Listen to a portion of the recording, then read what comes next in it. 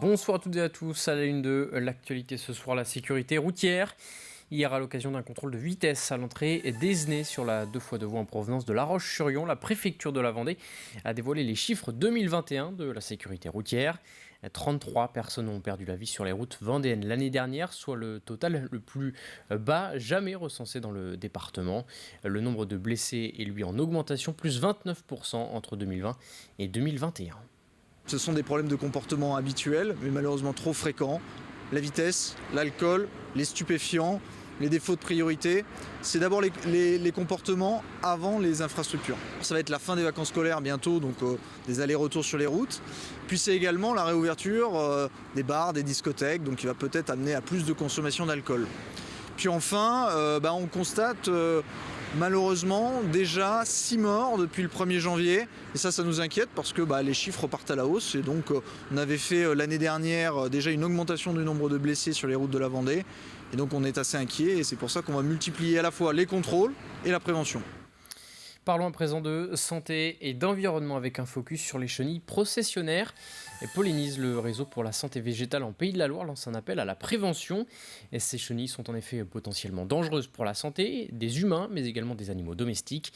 Et c'est en ce moment qu'elles sont le plus visibles au sol. Les chances d'entrer en contact avec elles sont donc importantes. Exemple à La Faute-sur-Mer dans ce reportage d'Alexandre Debray. La processionnaire du pin se réveille peu à peu de son sommeil hivernal. Une colonie peut faire des dégâts par son appétit et ses cocons, et en redescendant pour s'enfuir sous terre, elle peut devenir un problème pour nous. Elle possède sur son dos des micro-poils qui contiennent une protéine toxique et au contact de la peau ou des voies respiratoires ou des yeux, peuvent générer différents problèmes, urtications, étouffements, voire des allergies.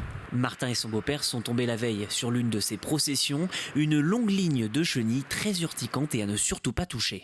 Là, on a compté comme ça rapidement plus d'une 50aine, les unes à la suite des autres, qui partaient tranquillement. C'est, comme je disais, c'est quand même assez joli, on a envie de regarder de plus près, mais apparemment c'est quand même assez dangereux. Du coup, maintenant le sachant, on s'écartera un petit peu, notamment avec nos petits-enfants, ne pas regarder de trop près. Dangereuse, vivante donc, mais ces chenilles sont également urticantes mortes, comme sur cette route. Si à première vue, on pourrait croire à un morceau de plante, il s'agit bel et bien de chenilles. C'est assez caractéristique, elles sont un peu dispersées, mais quand elles descendent, elles sont en file indienne. Cela dit, il y a toujours un risque puisque les poils des chenilles ne sont pas forcément dégradés.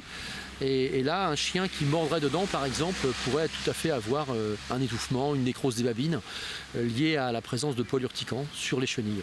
Pollinise lutte notamment à l'automne en répandant une bactérie sur les aiguilles de pin dévorées par les chenilles, mais les techniciens mettent en place toute une stratégie de lutte contre cet insecte. Et on développe aussi toute une batterie d'autres méthodes de lutte, notamment la pose et l'installation de nichoirs à mésanges.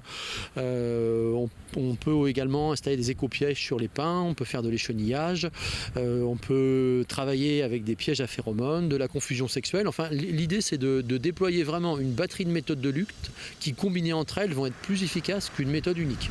Pas d'inquiétude en revanche, une fois enfouie sous terre dans sa chrysalide, la chenille processionnaire du pin n'est plus dangereuse. D'ici là, la méfiance est de mise.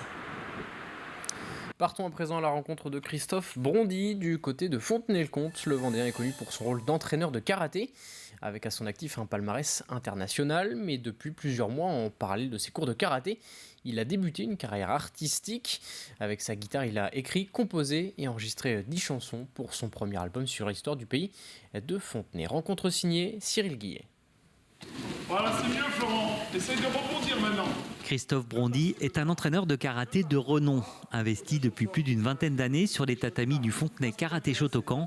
Il a formé entre autres 2 champions du monde et un certain nombre de ses élèves a intégré l'équipe de France. Mais depuis peu, il occupe son temps libre une guitare à la main. C'est parti du club. Le club, on fait un spectacle et tous les 2 ans, un gros spectacle avec un fil conducteur. Et là, on avait convenu de faire un spectacle sur l'histoire du pays de Fontenay-Vendée. Donc pendant 2 ans, j'ai fait beaucoup de recherches. J'ai monté le spectacle. Un élève est venu m'apporter une chanson. Et puis ma femme m'a dit, mais c'est toi qui devrais faire une chanson. Donc j'ai fait une chanson et je me suis rendu compte qu'en une chanson, on arrivait à tout dire. Et donc l'idée d'un album m'est venue petit à petit. C'est ici à Fontenay que l'écrivain Rabelais, fort de ses compagnons, trouva l'inspiration Moi je ne suis qu'un enfant qui de savoir a faim, mais qui pour ses parents ne comprend jamais rien. On retrouve dans les chansons toutes les communes et le but il est là, c'est de donner une identité, donner une cohésion à ce territoire qu'on appelle le pays de Fontenay-Vendée. Et donc le pays de Fontenay c'est même un peu plus que ça et ça monte jusqu'à la Châtaigneraie avec une chanson sur notamment Clémenceau et Delattre de Tassigny. Et puis ça va souvent du côté de Maillezais aussi parce qu'il y a une cohérence à ce territoire. Dans ce premier opus, intitulé L'histoire fantastique de Fontenay-Vendée, il lui tenait à cœur de promouvoir le territoire qu'il a vu naître. Un voyage dans le temps qui explore l'époque médiévale, la Renaissance, pour finir au XXe siècle. Mais il y a également des livres, il y a un livre qui est fait, qui va très bientôt sortir. C'est tout un ensemble de produits culturels et d'animation de territoire. Donc cet album de chansons, c'est juste une pierre en fait. C'est juste un élément, mais c'est un élément un peu déterminant puisque dans ces chansons et dans les paroles de chaque chanson sont cachés un petit peu tous les secrets d'histoire et tout ce qui va se passer. Donc c'est vraiment le point d'ancrage un petit peu du projet. Son album est présent sur toutes les plateformes numériques et ne va pas tarder à sortir en CD. L'été dernier, il s'est déjà produit une trentaine de fois dans le sud Vendée, comme ici à Mervan. Et sa prochaine représentation est programmée le 15 mai prochain à Fontenay-le-Comte. Un mot de cinéma à 20h30 ce soir au cinéma Le Grand Palace des Sables d'Olonne. Le film Le Chêne est projeté en avant-première en présence de l'un des réalisateurs, Laurent Charbonnier.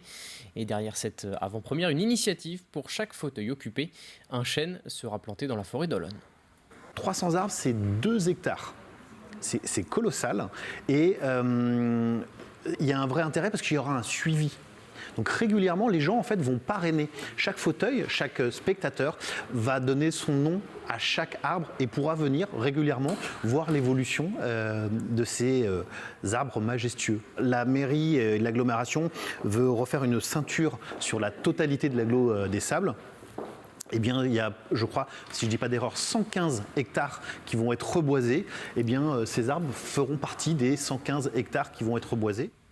On termine avec du basket en National 1 masculine. Le derby vendéen Chaland les Sables d'Olonne qui devait être diffusé en direct sur notre antenne ce soir est reporté.